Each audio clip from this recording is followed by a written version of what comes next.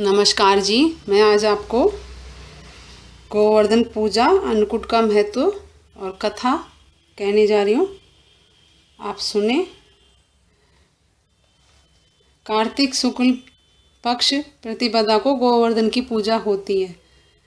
गोवर्धन में गौ पूजा और अन्नकूट होता है। अन्नकूट में आप तरह तरह के पकवान बना सकते हैं, और वैसे तो मंदिरों में भी होता है, घर में भी आप बनाएं। अलग अलग तरह के बनते हैं अलग अलग प्रदेशों में। वैसे तो ये ब्रज में ज़्यादा मनाया जाता है, लेकिन और भी प्रांतों में मनाया जाता है। तो उसमें आप अपने जैसे अपने आपके तरफ बनाते हो वैसे, और वैसे भी आप सुबह उठें, स्नान करें, नहा धो के और रसोई में जाएं शुद्ध करके। तो शुद्धता से बनाएं, पूरा शुद्धता का इस बात का ध्यान रखें। कई जगह सुबह पूज देते हैं, कई जगह दोपहर में पूजते हैं, कई जगह शाम को। शाम को जब पूजा करते हैं तो एक बछड़ा होता है, जब पूजा करने के बाद हम गोबर से बनाते हैं। गोबर से सुबह से ही बना देते हैं गोबर से तो, और सब सुबह बनाते हैं हम। तो पूजा सुबह सुबह वैसे कर देते हैं। तो उसमें आप एक तो दिया जलाना पड़ता है ज़रूर। जब दिया जलाएं तो उसमें भी आप खीर या मूंग जो भी हो आप ज़रूर डालें, खाली दिया ना नहीं जला। गोवर्धन जी के वहाँ पे जाके पहले बना लें, जिस जगह बनाए उसको शुद्ध कर लें, धो के पवित्र कर लें, फिर बनाएं। और अगर आप नहीं बना सकते तो मंदिर में जाएं। कई लोग थाली में कुमकुम से बना लेते हैं, या उससे आटे से बना लेते हैं, हल्दी से बना लेते हैं। अगर आप वैसे बना सकते हैं तो वैसे बना। कई लोग 2.5 परिक्रमा देते हैं, कई 7 कोस की 7.5 की कोस की, तो वैसे भी परिक्रमा इनकी, तो वो परिक्रमा देते हैं। जब आप परिक्रमा दें तो खाली हाथ ना दें, हाथ में खील लें और फैलाते जाएं, परिक्रमा देते जाएं और खील डालते जाएं और बोलते जाएं, मानसी गंगा श्री हरिदेव गिरवर की परिक्रमा देव, ऐसे ज़रूर बोलें। और ऐसे परिक्रमा दे के फिर आप जो भी आपके मन में हो वो बोल दें। ऐसे पूजा करते हैं उनको। जब या घर में आप सुबह लड्डू या जो भी आप बनाएं अन्नकूट में, वो आप उनको चढ़ाएं। कई जगह कढ़ी बाजरा बनता है, कई जगह कढ़ी चावल बनते हैं, मिक्स करके सब्जी बनती हैं, और जो भी मीठा भी बनता है शाम को, रात को भी मीठा बनता है। जब शाम को हम उनको करते हैं तो एक बछड़ा लाके, और पूजा करने के बाद परिक्रमा भी देने के बाद भी, और आगे आगे हस्बैंड चलते, पीछे पीछे वाइफ परिक्रमा ऐसे देते हैं। घर के जो सदस्य सबसे बड़ा होता है वो सबसे आगे, फिर उसकी वाइफ, फिर उससे छोटा, फिर उसकी वाइफ, ऐसे करके। और जो अनमैरिड होते हैं वो लास्ट में लगते हैं लड़के। इस तरीके से पूरा घर इसकी परिक्रमा करें इनकी, फिर इनसे हाथ जोड़ के प्रार्थना करें। शाम को भी आप बनाएं पुए पकौड़ी पूड़ी जो भी आपके घर में बनता है, मीठा ज़रूर बनाएं, मीठे का भी भोग लगाएं। सुबह आप लड्डू से जिमा दें, जो भी मिठाई हो उनसे जिमाएं। और शाम को बछड़े से फिर वो करने के बाद में परिक्रमा वगैरह सब, वो बछड़े के पैर रखवा देते हैं उनसे, और गोबर से गाय के गोबर से बनाएं आप। उसके बाद उनको उठा के कोई उपला बना लेता है, कोई क्या। जब भी आप वहाँ से हटाएं तो उस जगह में चौक पूर देते हैं, हल्दी कुमकुम और आटे से चौक पूर देते हैं, खाली नहीं छोड़ते उस जगह को। इस तरीके से ये मनाते हैं इनका। और मैं बता रही हूँ आपको ये इनके बारे में। रोली मोली धूप दीप भी करें, चढ़ाएं ये भी, और ब्राह्मणों को भी आप भोजन करा सकते हैं, और गीत भी गा सकते हैं अगर आपको आता हो तो। एक छोटे से ये और बता रही हूँ इसका महत्व वगैरह जो है। प्राचीन काल में दिवाली के दूसरे दिन, ये आप आज से नहीं, इसका प्रारंभ 5000 वर्ष पूर्व हुआ। भगवान श्री कृष्ण द्वारा गोवर्धन पर्वत की तलहटी का उद्धार के लिए ये सब किया था उन्होंने। मैं आपको कथा कहूँगी, उसमें बताऊँगी। प्राचीन काल में दिवाली के दूसरे दिन भारत में विशेष ब्रज मंडल में इंद्र की पूजा हुआ करती थी। श्री कृष्ण ने कहा कि इंद्र की पूजा का कोई लाभ नहीं है, इसलिए हमें गौ वंश में गौओं की उन्नति के लिए पर्वत वृक्षों की पूजा करते हुए केवल उनकी रक्षा करने के लिए प्रतिज्ञा करनी चाहिए। अपितु पर्वतों की भूमि पर पास पौधे लगाकर हमें वन महोत्सव भी मनाना चाहिए। इसके सिवा हमें सदैव गोबर की ईश्वर रूप में पूजा करते हुए उसे कदापि नहीं जलाना चाहिए। इसके बदले खेतों में डालकर उस पर हल चलाते हुए कृषि पैदा करनी चाहिए, खेती पैदा करनी चाहिए, क्योंकि ऐसा करने से हमारे सहित देश की उन्नति होती है। भगवान कृष्ण ने ऐसे उपदेश देने के पश्चात लोगों में जो ही पर्वत वन और गोबर की पूजा प्रारंभ की, तो ही इंद्र ने कुपित होकर 7 दिनों तक अखंड झड़ी लगा दी। परंतु श्री कृष्ण पर्वत को अपनी चिटनी उंगली पर उठाकर ब्रज को बचा लिया और इंद्र को लज्जित होने के पश्चात क्षमा याचना करनी पड़ी थी। तो महत्व वगैरह बताया मैंने आपको। अब मैं आपको कथा बताती हूँ, आप सुने।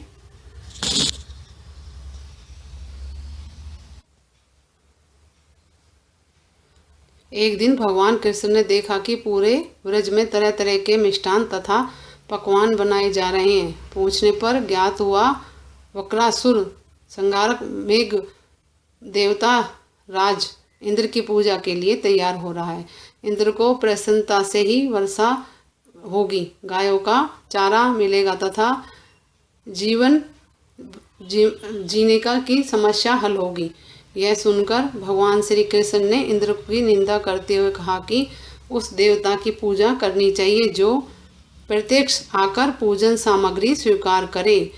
गोपों ने यह वचन सुना, कहा कि कोटि कोटि देवताओं के राजा की इस तरह से आपको निंदा नहीं करनी चाहिए। कृष्ण ने कहा, इंद्र ने क्या शक्ति है इंद्र में है, जो पानी बरसाकर हमारी सहायता करेगा। उसने तो शक्तिशाली तथा सुंदर यह गोवर्धन पर्वत है जो वर्षा का मूल कारण है। इसकी हमें पूजा करनी चाहिए। भगवान जी कृष्ण के वाग्जाल में फंसकर सभी ब्रजवासियों ने चारों को धूम मचा दी। तत्पश्चात नंद जी ने ग्वाल गोपालों को सहित एक सभा में कृष्ण से पूछा कि इंद्र की पूजा से जो ध्रुशिव समापन होगा, जो इंद्र क्रोधित होंगे, चौमासे के सुंदर दिन आएंगे, मगर गोवर्धन पूजा से क्या लाभ होगा, ये बोला। उत्तर में श्री कृष्ण जी ने गोवर्धन जी की भूरी भूरी प्रशंसा की तथा गोपियों की आजीविका का एकमात्र सहारा सिद्ध किया। भगवान की बात सुनकर समस्त ब्रजमंडल बहुत प्रभावित हुआ तथा सब गृह जाकर समुद्र मिष्ठान पकवानों सहित पर्वत तराई में कृष्ण द्वारा बताई विधि से गोवर्धन की पूजा की। भगवान की कृपा से ब्रजवासियों का द्वारा अर्पित समस्त पूजन सामग्री को गिरिराज ने स्वीकार करते हुए खूब आशीर्वाद दिया और गायों की भी पूजा की जाती है। सभी जन अपना पूजन सफल समझकर प्रसन्न हो रहे थे कि तभी नारद इंद्र महोत्सव देखने की इच्छा से ब्रज आ गए। पूछने पर ब्रज नागरिकों ने बताया कि श्री कृष्ण की आज्ञा से इस वर्ष इंद्र महोत्सव समाप्त कर दिया गया है। इसके स्थान पर गोवर्धन पूजा की जा रही है। यह सुनते ही नारद जी उल्टे पांव इंद्रलोक गए तथा खिन्न मुद्रा में बोले, हे राजन, तुम महलों में सुख की नींद की खुमारी ले रहे हो, उधर ब्रजमंडल में तुम्हारी पूजा समाप्त करके गोवर्धन की पूजा हो रही है। इसमें इंद्र ने अपनी मानहानि समझकर मेघों को आज्ञा दी कि गोकुल में जाकर प्रलयकाली मूसलाधार वर्षा से पूरा गांव तहस नहस कर दे। पर्वतकार प्रलयकारी बादल ब्रज की ओर उमड़ पड़े। भयानक वर्षा देख ब्रजमंडल घबरा गया। सभी ब्रजवासी श्री कृष्ण की शरण में जाकर बोले, हे भगवान, इंद्र हमारी नगरी को डुबाना चाहता है, अब क्या किया जाए। श्री कृष्ण ने सांत्वना देते हुए कहा कि तुम लोग गौओं सहित गोवर्धन की शरण में चले जाओ, तुम्हारी रक्षा करेंगे। इस तरह से समस्त ग्वाल बाल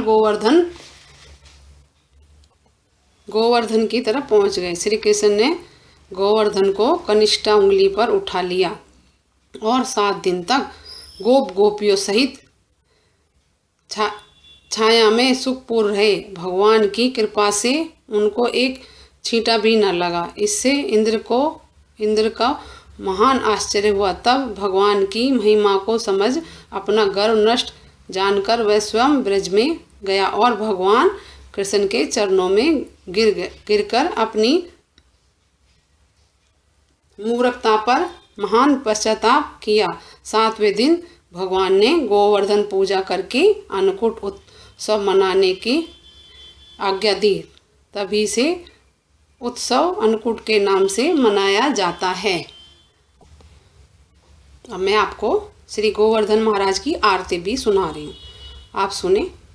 श्री गोवर्धन महाराज महाराज तेरे माथे मुकुट विराज रहो, तेरे पान चढ़े तेरे फूल चढ़े, तेरे चढ़े दूध की धारे ओ धारे, तेरे माथे मुकुट विराज रहो, तेरे कानन में कुंडल सोहे, तेरे गले वैजंती माले ओ माले, तेरे माथे मुकुट विराज रहो। श्री गोवर्धन महाराज महाराज तेरे माथे मुकुट विराज रहो, तेरी 7 कोस की परिक्रमा, तेरी दे रही नर और नारे ओ नारे, तेरे माथे मुकुट विराज रहो, तेरी जतिपुरा में दूध चढ़े, तेरी हो रही जय जयकार हो कारे, तेरे माथे मुकुट विराज रहो। श्री गोवर्धन महाराज महाराज तेरे माथे मुकुट विराज रहो, तेरे चरणों में मानसी गंगा बहे, तेरी माया अपरम पारे ओ पारे, तेरे माथे मुकुट विराज रहो। श्री गोवर्धन महाराज महाराज तेरे माथे मुकुट विराज रहो। ब्रजमंडल जब डूबा देखा, ग्वाल बाल जब व्याकुल देखा, लिया नख पे गिरधर धारे ओ धारे, तेरे माथे मुकुट विराज रहो। श्री गोवर्धन महाराज महाराज तेरे माथे मुकुट विराज रहो। वृंदावन की कुंज गलियों में वो तो खेल रहो नंद लाले ओ लाले, तेरे माथे मुकुट विराज रहो। चंद्र सखी भज बाल कृष्ण छवि, चंद्र सखी भज बाल कृष्ण छवि, तेरे चरणों में बलिहारे ओ बलिहारे, तेरे माथे मुकुट विराज रहो। श्री गोवर्धन महाराज महाराज तेरे माथे मुकुट विराज रहो। श्री गोवर्धन महाराज की जय। ये आरती थी जी, और मैंने आपको कथा आरती सारा महत्व बता दिया, पूजा विधि, और गायों की बछड़ों की पूजा करें, अन्नकूट बांटें। आप घर में नहीं कर सकते, मंदिर में जाएं, परिक्रमा करें, अपने फैमिली के साथ जाएं और पूजा करके आएं, और गोवर्धन का आशीर्वाद अवश्य लें। श्री भगवान कृष्ण की भी मूर्ति लगाते हैं गोवर्धन जब बनाते हैं, और उनके आशीर्वाद लें। और मेरे चैनल शुभ लाभ को लाइक करें, सब्सक्राइब करें, शेयर करें। नमस्कार जी।